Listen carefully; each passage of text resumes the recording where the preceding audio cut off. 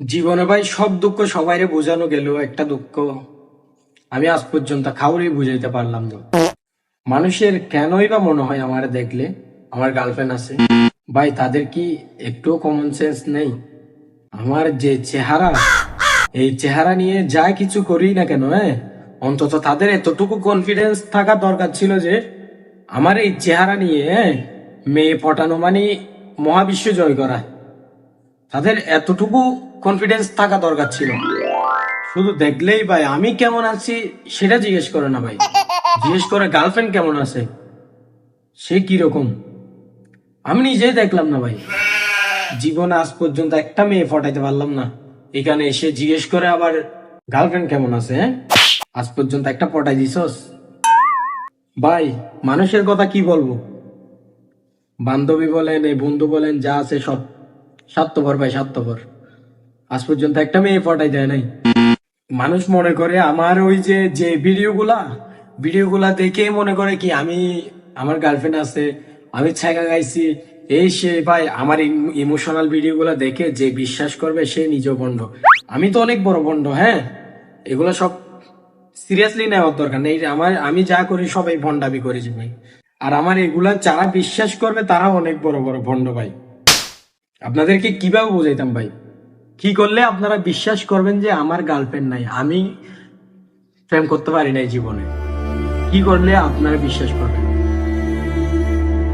আচ্ছা সবকিছু বাদ দিলাম, এই যে দেখেন আমার চেহারাটা ভালো করে দেখেন, সুন্দর করে দেখেন, হ্যাঁ।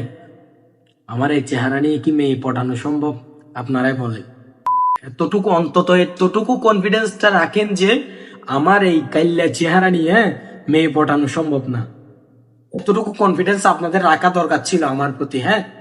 রিলেশনের কথা বাদ দিলাম ভাই, মানে একটু যে বন্ধুত্ব, রিলেশন তো করার দরকার নেই আমার সাথে।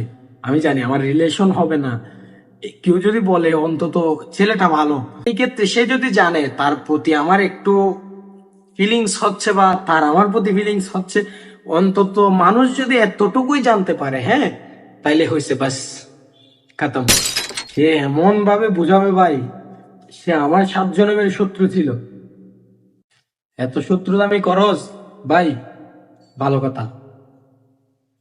তারপর আবার এসে জিজ্ঞেস করস কেন তুই সিঙ্গেল নাই, তোর গার্লফ্রেন্ড কেমন আছে? আমি যে সিঙ্গেল না সেটা তুই কেমনে জানোস ভাই? তুই কি আমার সাথে ছিলি? তো এতটুকু বিশ্বাস করার জন্য অন্তত একদিন আমার সাথে চলতে হবে। আমার মোবাইলটা যে যে বলে, আমার প্রত্যেকটা মানুষকে যারা বলে, হ্যাঁ, তাদেরকে ইচ্ছে করে কি জানেন, আমার মোবাইল গুলা তাকে একদিনের জন্য জমা দিব।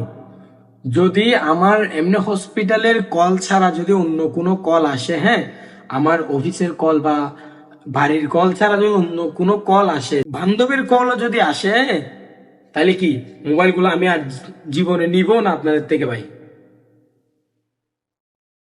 কেমনে বিশ্বাস করে যাম আপনাদেরকে? কেন বিশ্বাস করেন না? বিশ্বাস না করার কি আছে? আমার এই কাল্লা চেহারা নিয়ে, হ্যাঁ, কাল্লা চেহারা নিয়ে মেয়ে পটানো সম্ভব?